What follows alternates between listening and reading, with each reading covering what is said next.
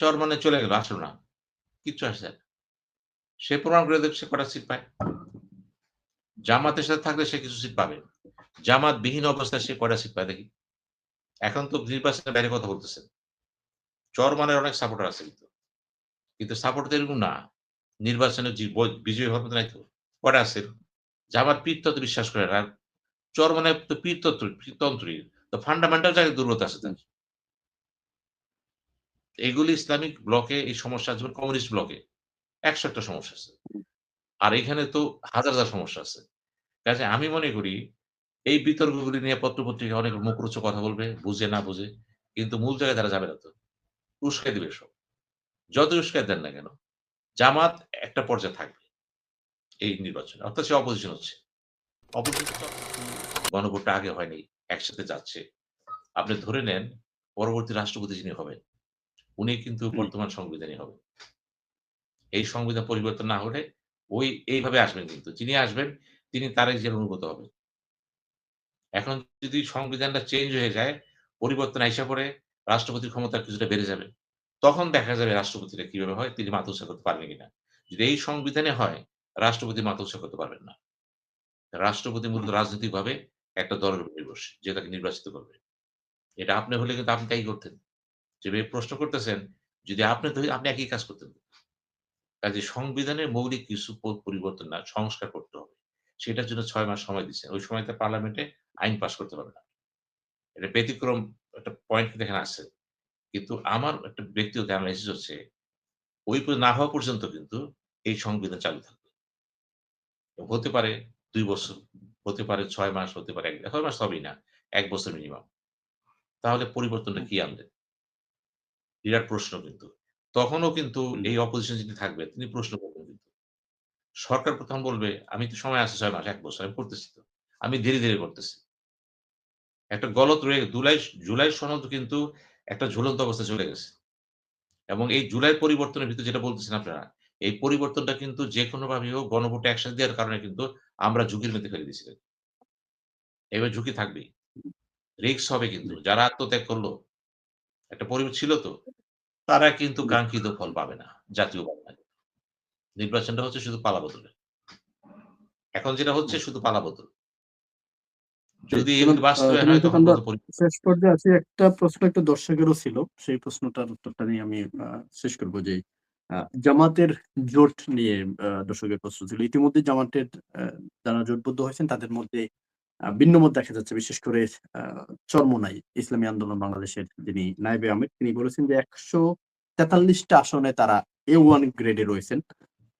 তাদেরকে যেন ঐরকমভাবে মূল্যায়ন করা হয় বা জামাতের সঙ্গে তারা নয়, জামাত তাদের সঙ্গে জোট করেছেন।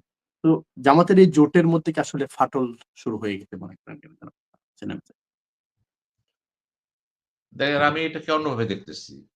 মনে করেন চরমনে চলে গেল, আসলো না। কিচ্ছু আসে যায় না। সে প্রমাণ করে দেখ সে কটা সিট পায়। জামাতের সাথে থাকলে সে কিছু সিট পাবে। জামাতবিহীন অবস্থায় সে কয়টা সিট পায় দেখি? এখন তো নির্বাচনের বাইরে কথা বলতেছেন। চরমনের অনেক সাপোর্টার আছে কিন্তু। কিন্তু সাপোর্ট তো এরকম না। নির্বাচনে বিজয়ী হওয়ার মতো নাই তো। কয়টা আছে এরকম? কাজে এই সাপোর্টার দিয়ে ভুল করবেন না কিন্তু। চরমনে যেহেতু প্রত্যাশা করতেছে তো জামাত কি সবচেয়ে দিয়ে দিবে তাকে? তো জামাত দরকার কি নির্বাচন করার? এইগুলি হচ্ছে অতি বাড়াবাড়ি বুঝছেন? আপনি যখন নির্বাচনে আসবেন ১৪৩ টা নমিনেশন দিছেন আপনি। এখন দিবেন না। যদি জোট করেন। আর যদি মনে করেন আপনি একা করবেন, করবেন। আপনি আসলে জামাতকে সিট বেশি পেতে পারত। পাইল না, অসুবিধা কি? আমি এটাকে বড় মনে করি না। আমি মনে করি এগুলো জোটকে দুর্বল করতেছে কিন্তু। জোটের তো দরকার নেই তো। জামাত শুধুমাত্র কৌশলগত কারণে এবার এনসিপি গেছে সাথে। এটা দরকার ছিল জামাতের। এটা একটা বিজয় তার। এই যে আন্দোলনের ১ম সারি যারা ছিল তাদেরকে নিয়ে আসছে সে তার সাথে। এবং এদেরকে সিট ছাড়ছে সে। দিছে ঠিক আছে। কিন্তু চরমনে যেটা চাচ্ছে সেটা কিভাবে সম্ভব? এগুলো হচ্ছে সমস্যাকে জটিল করা। এবং চরমনাই কিন্তু গতবারও ইলেকশন যখনই করছে এই পর্যন্ত এরকমই করছে কিন্তু সে। আমিও চাই চরমনাই একা ইলেকশন করুক। করে জাতির কাছে প্রমাণ করুক কতটুকু জনপ্রিয়তা অর্জন করছে সে। অনেক মুরিদ আছে, ভক্ত আছে, সেটা তো আট্রসিটও ছিল। আট্রসিতে এরশাদে কাঁপায় দিছিল। ৩ কোটি মুরিদ আছে। পাস করছে একজন এরশাদের সাথে? পাস করে। এগুলো কিন্তু মনে রাখতে হবে যে জামাতের সাথে কিন্তু ঐসব দলের বিরোধ আছে। জামাত পীর দরবেশে বিশ্বাস করে না, মাজারে বিশ্বাস করে না। এখন তো পদ্ধতিগত কারণে নির্বাচনী ঐক্য করছে মাত্র। কর্মসূচিটাও এটা কিন্তু নির্বাচনের ঐক্য, আদর্শের ঐক্য না কিন্তু। খেয়াল করবেন কিন্তু। এতগুলি বিরোধ রেখেও তো সে করছে। কাজেই তাদের মধ্যে বিরোধ হবে স্বাভাবিক।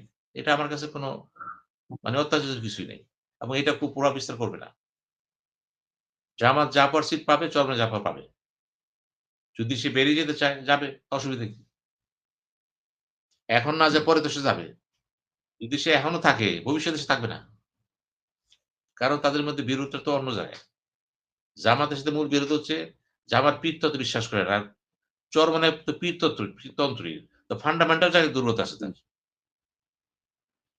এগুলি ইসলামিক ব্লকে এই সমস্যা আছে, যেমন কমিউনিস্ট ব্লকে ১০০ টা সমস্যা আছে। আর এখানে তো হাজার সমস্যা আছে। কাজে আমি মনে করি এই বিতর্কগুলি নিয়ে পত্র-পত্রিকায় অনেক মুখরোচক কথা বলবে, বুঝে না বুঝে।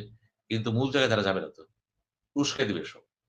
যতই উস্কাই দেন না কেন, জামাত একটা পর্যায়ে থাকবে এই নির্বাচনে। অর্থাৎ সে অপোজিশন হচ্ছে।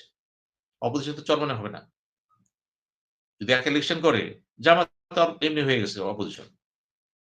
প্রশ্ন হচ্ছে সে ক্ষমতায় যেতে পারবে কিনা? সেটা দেখার ব্যাপার। সেটা এখন বলা যাবে না। কারণ মানুষের ভিতরে মনে কি আছে, নির্বাচনে কি খেলাটা হবে, নির্ভর করে সম্পূর্ণ ওই ১২ তারিখে। এখন অনেক কিছু বলতে গেলে কিন্তু জি। অতিরিক্ত হয়ে যাবে বা কম হয়ে যাবে। কোন প্রয়োজন নেই। সবাই নির্বাচন করতে দেন। দেখি আমরা ক্যান্ডিডেট কি আছে। যেমন তারেক জিয়া বলেছেন, ব্যক্তির কোন অবস্থান নেই। অবস্থান দল, প্রতীক। হুম, খেয়াল করবেন। ব্যক্তির অবস্থান, ব্যক্তি অবস্থান কি আসলে প্রবিস্তার করে? ব্যক্তির গুরুত্ব আছে তো। নমিনেশন যখন দিচ্ছে চিন্তা করবেন লোকটাকে। উনি বলেছেন তার দলকে সুসংগঠিত করার জন্য। যাতে ওখানে অযথা বিচ বি বি মানে ইন্ডিপেন্ডেন্ট নির্বাচন না করে কেউ। রোধ করার জন্য করছে। কিন্তু মূল কথা হলো ব্যক্তি এবং প্রতীক দল ২ টারই গুরুত্ব আছে। ব্যক্তি আছে বলেই দলটা বেঁচে আছে। আজকে শফিকুর রহমান আছে ভালো, দল আছে। মামুনুল হক গেছে, তার ব্যক্তি পরিচয় আছে একটা গেছে। বিএনপিতে যারা আছে। বিএনপি সবাই যদি বলে যে না কোন পরিচয় নাই, পরিচয় একটাই ধানের শীষ। এটা হয়তো সাময়িকভাবে বললেন। কিন্তু এটি সত্য না কিন্তু। না, ব্যক্তির গুরুত্ব দিতে হবে। এই বাস্তবতা সামনে রেখে আসেন দেখি সামনে কি হয়। আমি এখনো বিশ্বাস করি মিরাকেল কিছুই ঘটবে না। আমি রাষ্ট্রবিজ্ঞানের ছাত্র, রাজনীতির ছাত্র, আইনের ছাত্র। আমাদের তো লেখাপড়া কিছু এনালাইসিস আছে। মিরাকেল কিছু হয় না। যা ঘটতেছে রিসার্চ গবেষণা হইতেছে। জামাত আগের চেয়ে ভালো করবে। হয়তো এত ভালো করবে এখানে একটু মিরাকেল হতে পারে। এত ভালো করবে না যে ক্ষমতায় যাওয়ার ব্যাপারে। সেগুলো একটু চিন্তা ভাবনার কথা বলেন। আপনার এলাকা দেখেন তো কি? প্রত্যেকটা এলাকায় দেখেন না?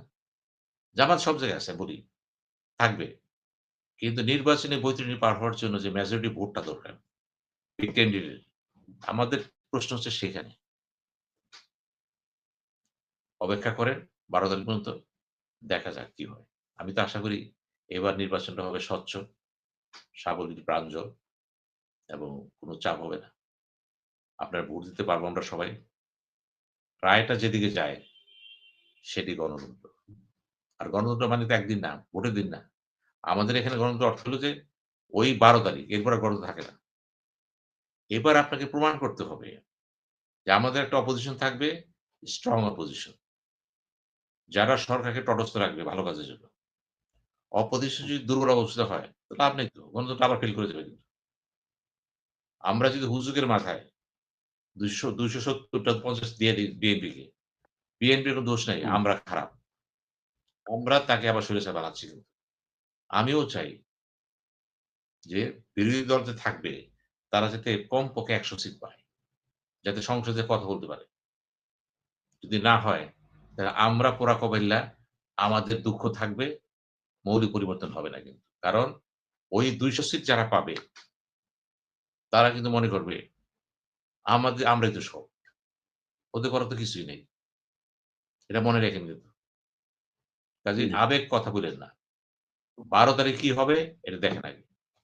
এখন অনিশ্চিত কি হবে। ধন্যবাদ।